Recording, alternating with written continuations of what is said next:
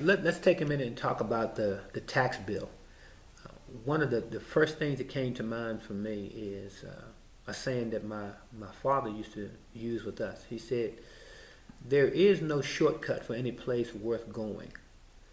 And when you look at the way the legislative branch rushed through a a bill between 500 and 1,000 pages and expecting those things to be reconciled within a 7-day period, and you want to leave out such a large swath of legislators, i.e. the Democratic elements of the House of Representatives, you're getting a jaded bill, and I think there'll be jaded consequences for those who don't understand all of the implications of a tax bill that the majority of the Congress certainly had not had a chance to read and properly vet. It's very important that we take a look at the long run for how this plays out.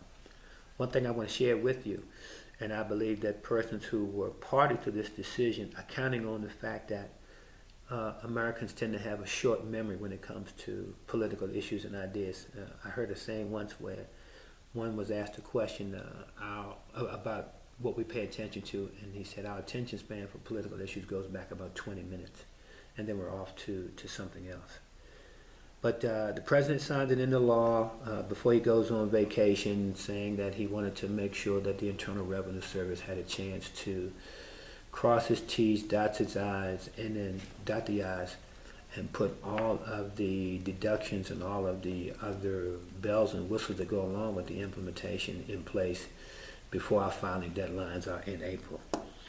But in the economic reports that I have listened to and those that have been read, 2/3 of the savings that go along with this process go to the top 20% of the wage earners in the country. Though we may experience some deductions in the early years, 60 months down the trail, what opportunities and what benefits they have for the middle class, for the wage earners like myself in the 50,000 range, those will evaporate after 60 months. But the tax breaks for the larger corporations, the big wage earners, that 20%, those will be in place for quite a long time. I don't think that the Republican Party can continue to call itself custodians of good fiscal management when looking at the numbers and the mathematics, the projections for funds lost to the government is somewhere in the neighborhood of $1.5 trillion. It's going to really seriously hurt the economy unless all of the things that they think are going to play out are actually going to play out. But history certainly is not on the side of this legislation going forward. A couple of things that got left on the side because we were trying to rush this process going through was the children's health care program. Going back to an earlier post that I made, how do we measure the true character of a country? We do that by looking at the way it takes care of its indigent, its less fortunate, its juvenile generation, so to speak. And with the children healthcare program not being properly funded, or at least having a financial band-aid put on it, to me is the height of irresponsibility when you take a look at your willingness or unwillingness to take care of those persons who really cannot speak for themselves, who do not have the wherewithal politically to speak for themselves, and to take advantage of that fact by putting their health at risk. We are in essence damaging the future labor force by not making sure that they're taken care of in the health category.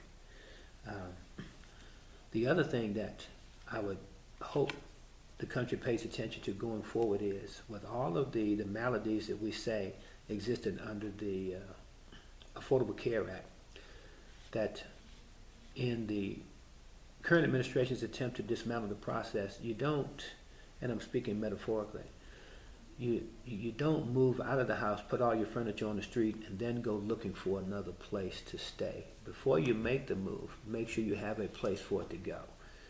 Why do I say that? You don't throw out a healthcare system and put that many people's health care at risk before you have something on the other side to balance out what you're taking away. The state of a family's health should not be based on the state of a family's wealth. And too many who are in the legislative positions don't run the same risk that we do.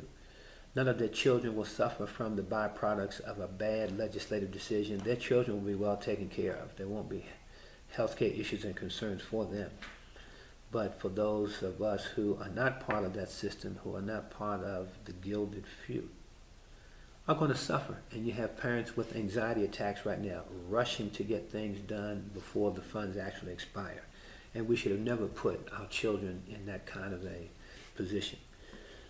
9 million people took a look at the Affordable Care Act in its reduced window to sign on, and have jumped into the system because they see the advantages and the upside of making sure that you have healthcare options as part of your long-term financial, fiscal plan, and part of the health plan for your family.